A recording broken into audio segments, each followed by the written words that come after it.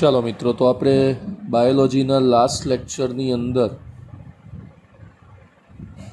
આપણે બેવડું ફલન આ ટૉપિકની વાત કરી હતી અને આપણે આ ટૉપિકને બેવડું ફલન એટલે કહીએ છીએ કારણ કે અહીંયા આગળ એક અંડકોષ છે અને આ બે સહાયક કોષ છે. અહીંયા એક દ્વિકીય કોષ કેન્દ્ર છે અને પરાગનલિકા જે છે એની અંદર બે નરજન્યુ છે. એક નરજન્યુ એક અંડકોષ સાથે જોડાય અને એમાંથી દ્વિકીય એટલે કે 2n, દ્વિકીય એટલે કે 2n એક યુગ્મનજ બનાવે છે અને એક નરજન્યુ અહીંયા જોડાય છે. અહીંયા 3n એટલે કે ત્રિકીય ભ્રૂણપોષ કોષ કેન્દ્ર બનાવે છે. એને PEN પ્રાઇમરી એન્ડોસ્પર્મિક ન્યુક્લિયસ તરીકે પણ ઓળખવામાં આવે છે. હવે આ બંને બની ગયા એટલે અહીંયાથી આગળ વિકાસના બે ક્રમ છે. અહીંયાથી આગળ વિકાસના બે ક્રમ છે. સૌથી પહેલો ક્રમ છે કે જે PEN બન્યું ભ્રૂણપોષ કોષ કેન્દ્ર, એમાંથી ભ્રૂણપોષ વિકાસ થાય અને યુગ્મનજ જે છે એમાંથી ભ્રૂણ વિકાસ થાય. તો આપણે સૌથી પહેલાં આ ભ્રૂણપોષ વિકાસ વિશે વાત કરીએ.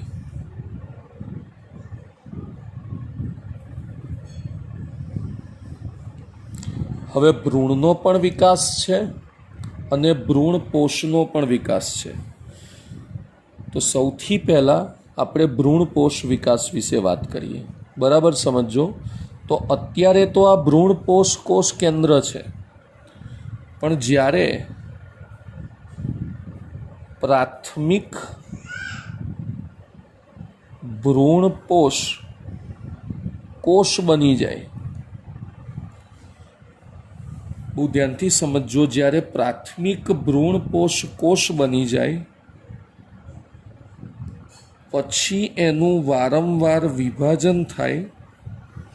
તો કોઈ પણ કોષનું વારંવાર વિભાજન થાય એટલે બહુ બધા કોષો બને અને બહુ બધા કોષોને પેશી કહેવાય. તો ત્રિકીય ભ્રૂણપોષ પેશીનું નિર્માણ થાય છે. ત્રિકીય કેમ કીધું? કારણ કે આપણું ભ્રૂણપોષ કોષ કેન્દ્ર તો 3n છે, એટલે એમાંથી જે કોષ બનશે એ કોષ પણ કેવો બનશે? એ કોષ પણ ત્રિકીય બનશે. એનું વારંવાર વિભાજન થશે તો પેશી, બહુ બધા કોષોમાંથી જે પેશી બનશે એ પેશી પણ કેવી બનશે? ત્રિકીય બનશે.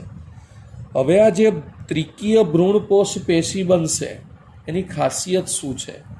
તો એની ખાસિયત છે કે એના કોષો જે સંચિત ખોરાક છે એ સંચિત ખોરાકથી ભરપૂર હોય છે. એના કોષો સંચિત ખોરાકથી ભરપૂર હોય છે. સંચિત ખોરાકથી ભરપૂર હોવાના લીધે આ જે યુગ્મનજ છે એમાંથી જ્યારે ભ્રૂણનો વિકાસ થાય, જ્યારે આ યુગ્મનજ છે એ યુગ્મનજમાંથી જ્યારે ભ્રૂણનો વિકાસ થાય તો એ ભ્રૂણ વિકાસને પોષણ પૂરું પાડે છે. કારણ કે ભ્રૂણ વિકાસમાં બેઝિકલી શું થાય કે એક યુગ્મનજ હોય એમાંથી બે બને, બેમાંથી પછી 4 બને, 4માંથી 8 બને, 8માંથી 16 બને, 16માંથી 32 બને. તો આખી આ જે પ્રક્રિયા છે એને સંપૂર્ણ કરવા માટે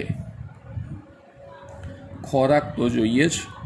એક કોષમાંથી 2 કોષ બનાવવા હોય, 2માંથી 4 બનાવવા હોય, 4માંથી 8, તો ખોરાક જોઈએ. તો એક જ યુગ્મનજમાંથી આખા ભ્રૂણવંશનો વિકાસ થશે, તો એના માટે ખોરાક જોઈએ. એ ખોરાક કોણ પૂરું પાડે? તો ભ્રૂણપોષ પેશી. અને ભ્રૂણપોષ પેશી કેવી છે?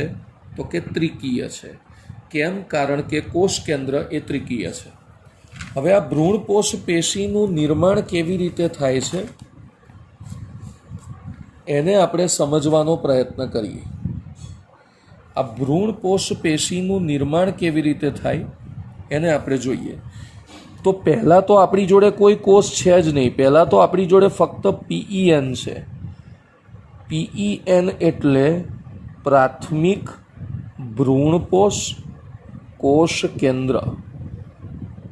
સૌથી પહેલાં તો આપણી જોડે PEN એટલે પ્રાથમિક ભ્રૂણપોષ કોષ કેન્દ્ર.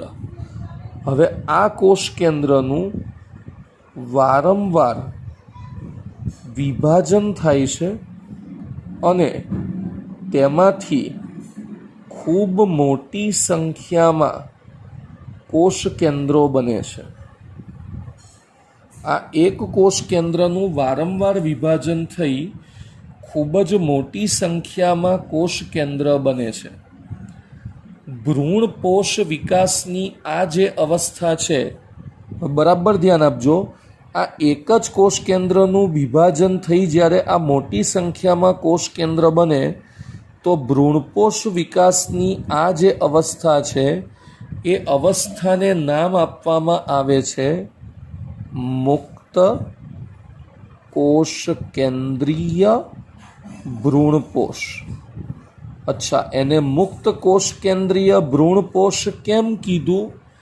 કારણ કે એ મુક્ત કોષ કેન્દ્રીય છે, એટલે ફક્ત ને ફક્ત મોટી સંખ્યામાં કોષ કેન્દ્રો જ અવેલેબલ છે. હજી કોષની રચના થઈ નથી. ફક્ત ને ફક્ત કોષ કેન્દ્ર જ અવેલેબલ છે. પણ એકવાર આ રચના બને પછી ધીમે ધીમે એની અંદર એક એક કોષ કેન્દ્રની આજુબાજુ કોષ દિવાલનું નિર્માણ થાય. ધીમે ધીમે એની અંદર આજુબાજુ કોષ દિવાલનું નિર્માણ થાય અને કોષ દિવાલનું નિર્માણ થયા પછી ભ્રૂણપોષ, બરાબર છે, ભ્રૂણપોષ એટલે કે કોષીય ભ્રૂણપોષ તૈયાર થાય. તો અહીંયા 2 તબક્કા થયા કે ભ્રૂણપોષ કે જે વિકસતા ભ્રૂણને ખોરાક પૂરો પાડે, એની શરૂઆતમાં તો ફક્ત ત્રિકીય પ્રકારનું ભ્રૂણપોષ કોષ કેન્દ્ર જ છે. અને ત્રિકીય પ્રકારનું ભ્રૂણપોષ કોષ કેન્દ્ર જે છે એ વારંવાર વિભાજન પામી મોટી સંખ્યામાં કોષ કેન્દ્ર બનાવે. આ મોટી સંખ્યામાં જે કોષ કેન્દ્ર બન્યા હોય આ અવસ્થાને મુક્ત કોષ કેન્દ્રીય ભ્રૂણપોષ કહે છે. કારણ કે હજી કોષ બન્યા નથી. પછી દરેકની આજુબાજુ ધીમે ધીમે કોષ દિવાલ બને અને એમાંથી કોષીય ભ્રૂણપોષ બને. આનું બેસ્ટ એક્ઝામ્પલ સમજવું હોય તો નારિયેળ. લીલા નારિયેળની અંદર જે પાણી છે એ આ છે. લીલા નારિયેળની અંદર જે પાણી છે, બરાબર છે, એ પાણી છે આ મુક્ત કોષ કેન્દ્રીય ભ્રૂણપોષ. અને પાણીની આજુબાજુ જે સફેદ રંગનો ગર છે એ છે આ, એટલે કે કોષીય ભ્રૂણપોષ. તો લીલા નારિયેળમાં પાણી એ મુક્ત કોષ કેન્દ્રીય ભ્રૂણપોષ, મુક્ત કોષ કેન્દ્રીય ભ્રૂણપોષ, અને સફેદ રંગનો ગર જે છે એ કોષીય ભ્રૂણપોષ. હવે જ્યારે કોઈ પણ વનસ્પતિમાં ભ્રૂણનો વિકાસ થતો હોય તો એ દરમિયાન હંમેશા એની પોષણની જરૂરિયાત એ ભ્રૂણપોષમાંથી પૂરી પડે. કોઈ પણ વનસ્પતિમાં જ્યારે ભ્રૂણનો વિકાસ થતો હોય એ દરમિયાન એની પોષણની પ્રક્રિયા ભ્રૂણપોષમાંથી પૂરી પડે. તો એમાં 2 વિકલ્પો છે કેટલીક વનસ્પતિમાં ભ્રૂણના વિકાસ દરમિયાન આ આખો ભ્રૂણકોષ વપરાઈ જાય અને કેટલીક વનસ્પતિમાં ભ્રૂણકોષ થોડો વપરાય પણ થોડો વપરાયા વગરનો ચીરલગ્ન રહે. ચીરલગ્ન એટલે બાકી રહે. જેમાં વપરાઈ જાય એના ઉદાહરણ છે વટાણા, મગફળી, વાલ એટલે કે લગભગ બધા કઠોળ. અને જેમાં બાકી રહે એની અંદર બેસ્ટ ઉદાહરણ છે નારિયેળ અને દિવેલા. તો જ્યારે ભ્રૂણનો વિકાસ થાય ત્યારે ભ્રૂણપોષમાંથી ખોરાક વપરાય. પણ આ ભ્રૂણપોષમાંથી જે ખોરાક વપરાય એમાં બે વિકલ્પો છે. કેટલાકમાં સંપૂર્ણપણે વપરાય, ઉદાહરણ તરીકે વટાણા, મગફળી ને વાલ. કેટલાકની અંદર વપરાયા વગરનો ચીરલગ્ન રહે, ઉદાહરણ તરીકે નારિયેળ અને દિવેલા. તો આ ટોપિકની વાત થઈ ગઈ. આ જે છે એ મુદ્દાની વાત થઈ ગઈ ભ્રૂણપોષ વિકાસ. તો પરીક્ષામાં બેવડા ફલન પછી બે ટોપિક અગત્યના છે. પહેલો ટોપિક છે ભ્રૂણકોષ વિકાસ અને બીજો ટોપિક છે ભ્રૂણ વિકાસ. આપણે આવતા વિડીયોમાં ભ્રૂણ વિકાસ વિશે વાત કરીશું. ધન્યવાદ. તો મિત્રો, લાસ્ટ આપણે ટોપિક જોયો કે જેમાં આપણે જે ભ્રૂણપોષ કોષ કેન્દ્ર છે એ ભ્રૂણપોષ કોષ કેન્દ્ર એટલે કે પ્રાથમિક ભ્રૂણપોષ કોષ કેન્દ્ર, જેને આપણે PEN કહીએ છીએ, પ્રાઇમરી એન્ડોસ્પર્મિક ન્યુક્લિયોટાઇડ, એમાંથી ભ્રૂણપોષનું સર્જન કેવી રીતે થાય છે તેની આપણે વાત કરી. હવે આપણે બેવડા ફલનની અંદર બે બાબતો જોઈ હતી કે એક નરજન્યુ જે છે એક નરજન્યુ એ PEN બનાવે અને PENમાંથી ભ્રૂણપોષ સર્જાય, જે આપણે હમણાં જોયું. અને બીજો નરજન્યુ જે છે એ યુગ્મનજ બનાવે. PENમાંથી જે ભ્રૂણપોષ પેશી સર્જાય એ 3N છે, જેમ આપણે નારિયેળના ઉદાહરણની ને એ બધી વાત કરી. અને યુગ્મનજ જે છે એ 2N છે. તો હવે જે યુગ્મનજ 2N છે એમાંથી ભ્રૂણનું સર્જન થશે. યુગ્મનજ જે 2N છે એ 2N યુગ્મનજમાંથી ભ્રૂણનું સર્જન થશે. તો કઈ જગ્યાએ? તો ભ્રૂણપુટમાં જ્યાં અંડ છિદ્ર છે એ અંડ છિદ્ર નજીક દ્વિકીય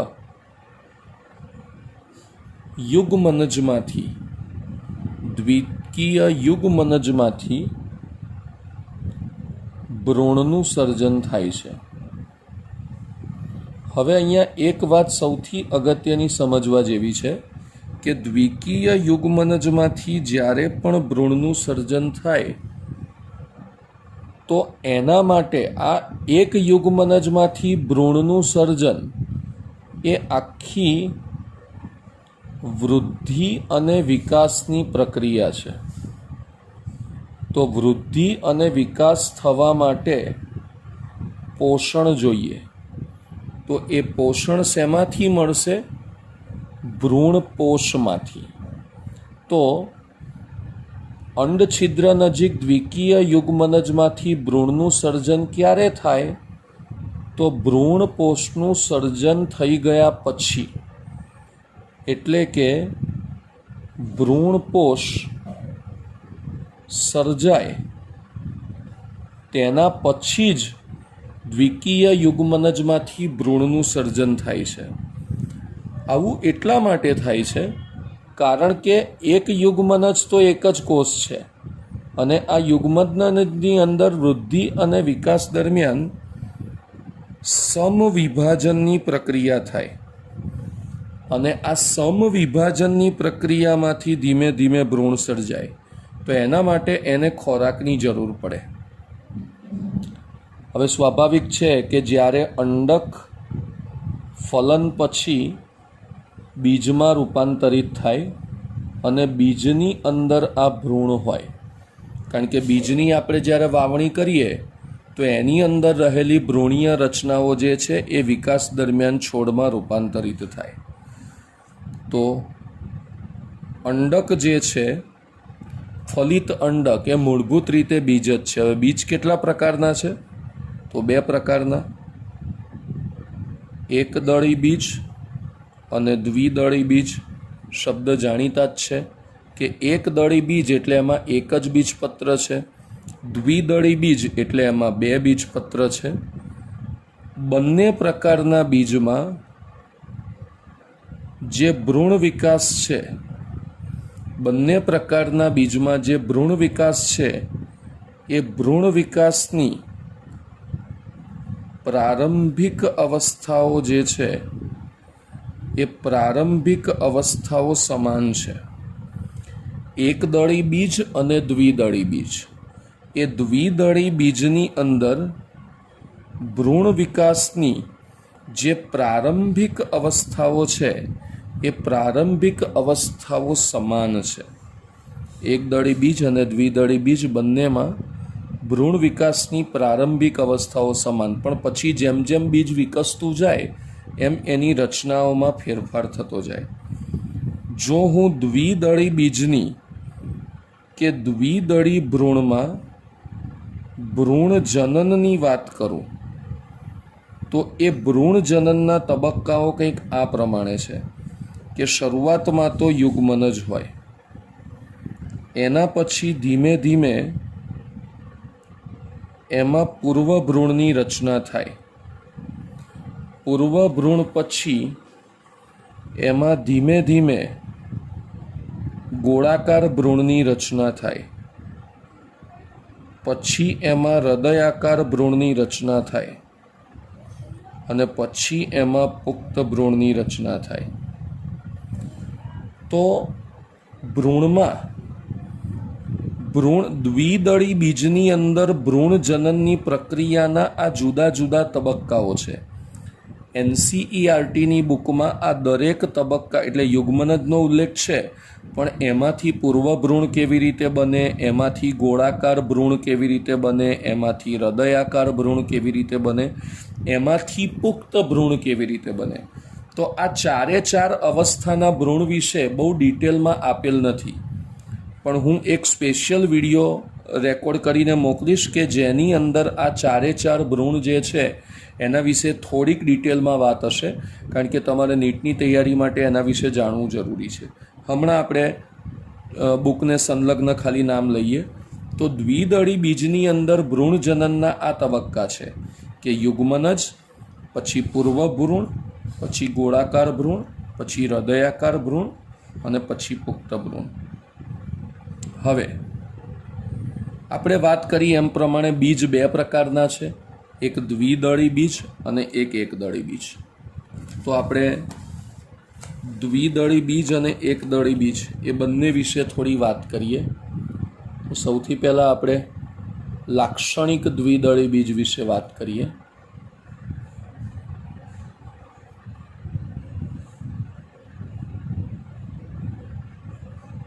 તો લાક્ષણિક દ્વિદળી બીજ, આમ તો કદાચ અગાઉ કોઈ એક જગ્યા ઉપર આપણે આના માટે ભણી ચૂક્યા છીએ કે લાક્ષણિક દ્વિદળી બીજ કેવું હોય. તો લાક્ષણિક દ્વિદળી બીજની અંદર છે ને 2 મોટા માસલ બીજપત્રો હોય. આ રીતે આકૃતિ થોડી રફ છે અને સમજજો. અને વચ્ચે જે છે એ આ રીતે એમાં ભ્રૂણધરી હોય. તો આ રીતે 2 મોટા માસલ બીજપત્રો હોય અને વચ્ચે જે છે એ ભ્રૂણધરી હોય. એટલે આ જે છે એ બીજપત્ર છે. હવે ભ્રૂણધરીની અંદર ઉપરનો ભાગ જે છે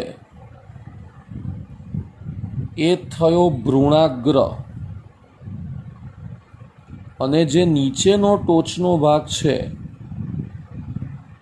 એ થયો ભ્રૂણમૂળ.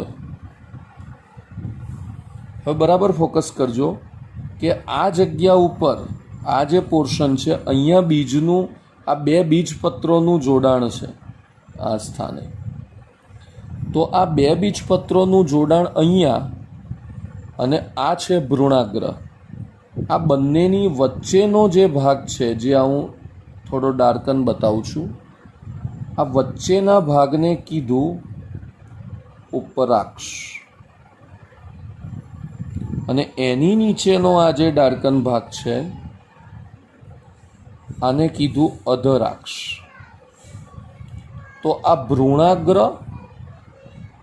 અને ઉપરાક્ષ આ બંને જ્યારે, આ માની લો કે આખું બીજ છે અને એની અંદર આ ભ્રૂણની રચના. હવે આ બીજની જ્યારે તમે વાવણી કરો તો ઉપરાક્ષ અને ભ્રૂણાગ્ર આ બંનેમાંથી પ્રરોહ તંત્રનો વિકાસ થશે, અને અધરાક્ષ અને ભ્રૂણમૂળ આમાંથી મૂળ તંત્રનો વિકાસ થશે. એટલે અલ્ટિમેટલી આ બંનેનો વિકાસ થઈ ગયા પછી એક પ્રોપર તરુણ છોડ બની જશે.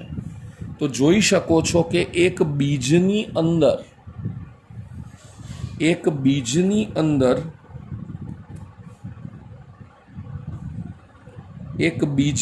અંદર ભવિષ્યના તરુણ રોપા કે તરુણ છોડ જે છે એની આખી સંભાવના પડેલી છે.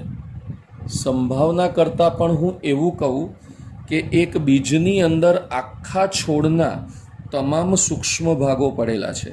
કે સૌથી ટોચ ઉપર છે ભ્રૂણાગ્ર, પછી એની નીચે છે ઉપરાક્ષ, અહીંયા આગળ નીચે સૌથી ટોચ ઉપર ભ્રૂણમૂળ અને અધરાક્ષ. એટલે ભ્રૂણમૂળ અને અધરાક્ષ એ મૂળતંત્રના વિકાસ માટે જવાબદાર, અને ભ્રૂણાગ્ર અને ઉપરાક્ષ એ પ્રરોહતંત્રના વિકાસ માટે જવાબદાર. ને મૂળતંત્ર અને પ્રરોહતંત્ર વિકસે એટલે આખો છોડ બને. તો આ વાત થઈ દ્વિદળી બીજની. હવે જો હું એક દળી બીજની વાત કરું છું તો એક દળી બીજમાં શબ્દ પ્રમાણે તેમાં એક જ બીજપત્ર રહેલ છે. એક દળી બીજ છે એમાં એક જ બીજપત્ર રહેલ છે. સામાન્ય રીતે એનું એક ઉદાહરણ છે મકાઈ. પછી ઘાસના જે કુળ છે એ બધા પણ એક દળી બીજમાં જ આવે છે. ઘાસના કુળ અને મકાઈ એ બધા એક દળી બીજમાં છે, એટલે એક જ બીજપત્ર છે. તેમાં તમે જુઓ તો તેનું જે એક જ બીજપત્ર છે જેને કહેવામાં આવે છે વરુથિકા. શબ્દને ધ્યાનથી સાંભળજો, વરુથિકા. અને આ વરુથિકા, જેમ આમાં કેવું હતું કે ભ્રૂણધરીની બંને બાજુ બીજપત્ર હતા, આમાં વરુથિકા જે છે એ વરુથિકાની એક જ બાજુએ બીજપત્ર, વરુથિકાની એક જ બાજુએ ભ્રૂણધરી આવેલ છે. વરુથિકા જે છે એની એક જ બાજુએ, અથવા તો ભ્રૂણધરીની એક જ બાજુએ વરુથિકા પ્રદેશ આવેલ છે. વરુથિકા બેઝિકલી બીજપત્ર છે, એની એક જ બાજુ પર ભ્રૂણધરી આવેલી છે. હવે આ જે ભ્રૂણધરી છે એનો નીચેનો જે ભાગ છે એ નીચેના ભાગને કહે છે ભ્રૂણમૂળ. ભ્રૂણધરીનો જે નીચેનો ભાગ છે એ નીચેના ભાગને કહે છે ભ્રૂણમૂળ. અને ભ્રૂણમૂળ હોય પણ એ મૂળની જે ટોચ ભાગ, એટલે કે જેને આપણે કહીએ મૂળ ટોપ, તો એ મૂળ ટોપ એક અવિભેદિત આવરણ તરીકે જોવા મળે છે. મૂળ ટોપ એ અવિભેદિત આવરણ તરીકે જોવા મળે છે, અને જેને કહેવામાં આવે છે ભ્રૂણમૂળ ચોલ. ભ્રૂણમૂળ ચોલ. તો ભ્રૂણધરી જે છે એનો નીચેનો ભાગ છે ભ્રૂણમૂળ, અને ભ્રૂણમૂળની ટોચ એટલે કે મૂળ ટોપ જે એક અવિભેદિત આવરણ તરીકે જોવા મળે છે, એ અવિભેદિત આવરણને કીધું ભ્રૂણમૂળ ચોલ. અને ભ્રૂણધરીનો ઉપરનો ભાગ કે જે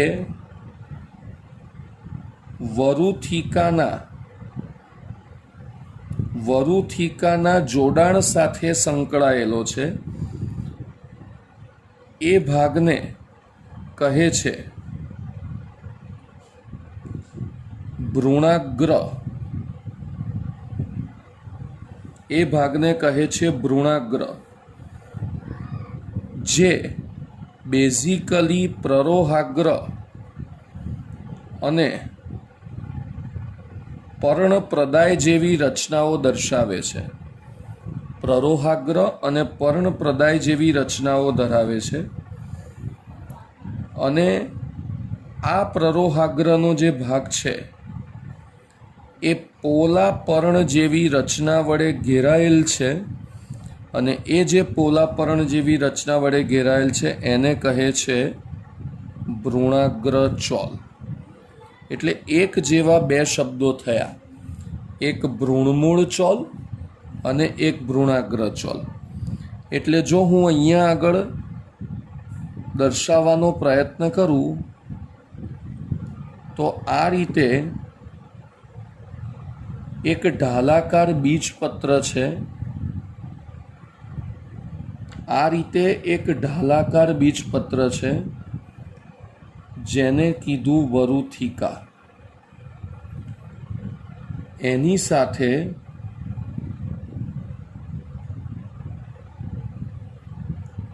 સાથે આ રીતે એક ભ્રૂણધરી જોડાયેલી છે, જે ભ્રૂણધરીનો ટોચનો જે ભાગ છે એ ટોચનો ભાગ છે આ ભ્રૂણાગ્ર કે પ્રરોહાગ્ર. અને એ ભાગ એ પોલા પર્ણ જેવી આવી રચનાથી ઘેરાયેલ છે, જે વરુથિકાના સંપર્કમાં પણ છે, એટલે એને કીધું ભ્રૂણાગ્ર ચોલ.